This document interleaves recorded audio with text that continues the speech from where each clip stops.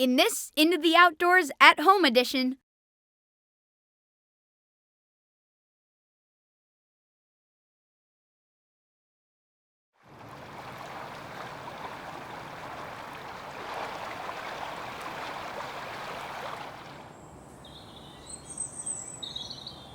From the original 25 elk that were released in Wisconsin, there are now nearly 400. But the story doesn't end there.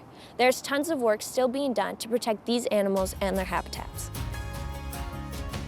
We're here with Josh Spiegel, a wildlife biologist, to tell us more. Josh, how do you track the elk that live in Wisconsin?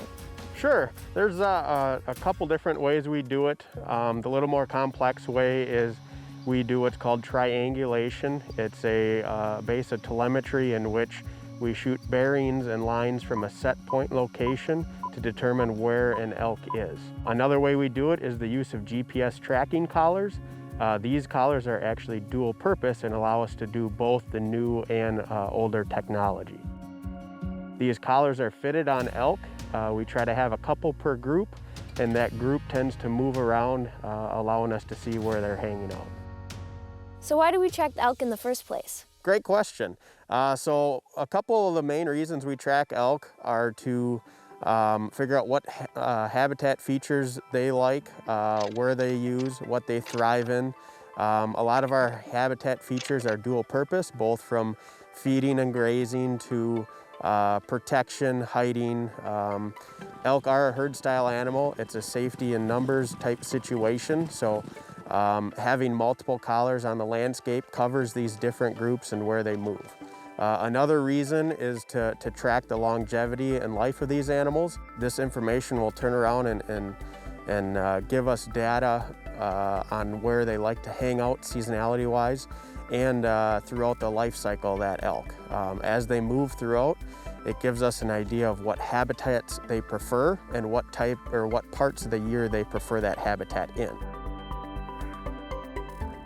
Data on locations and the types of habitat the elk live in allow Josh and others to make decisions about the landscape that can benefit the herds, like forest management, pre-scrub burns, and the mowing of grass.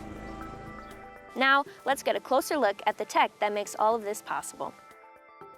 So what we have here are the tracking collars that we place on our elk. On the left here, you can see the variable high frequency collars. These collars are fixed on the elk and they put out a beeping tone that can differentiate whether that elk is moving or not. What we're going to in recent years here is a dual function GPS collar. So this has the ability to give us GPS points once every 13 hours and also run 12 hours of daytime VHF so we can still track them in the field real time if we need to. On the last collar over here, we have two smaller ones.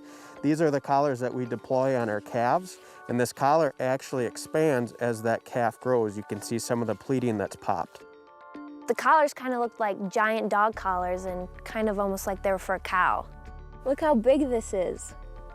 So you've got all these collars. How do you tell the difference between the elk? Each collar is set with a designated frequency, and that frequency is going to be specific to each elk that we have one deployed on. So each one of those collars is almost like a thumbprint, a phone number for that particular elk. I'm glad I don't have one of those collars on, otherwise people will be able to find me lickety-split. Now that we know how the elk are tracked, can we go try to find one? Sure, I'll use this receiver and our handheld antenna, and we'll take a hike down this trail.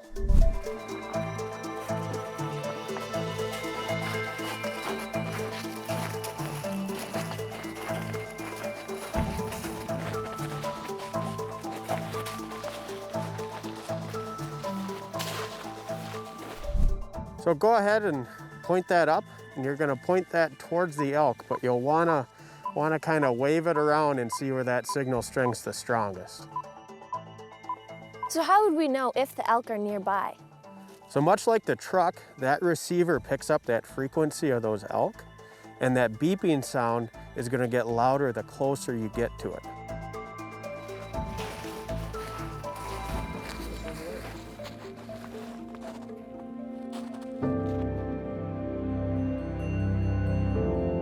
After we had been tracking, it was so cool to see a herd off in the distance and get a true understanding of how big they really are, and that was very cool. I've seen really big deer before, but the elk were on a whole nother level. Well, I don't know about you, but I think we answered our viewers' question. And learned a lot about elk and Wisconsin's Native American tribes along the way. I mean, who knew that a species could disappear and then be brought back through conservation efforts and stewardship? Well, now we know, and so do you. Thanks for watching. And we'll see you next time on Into the Outdoors.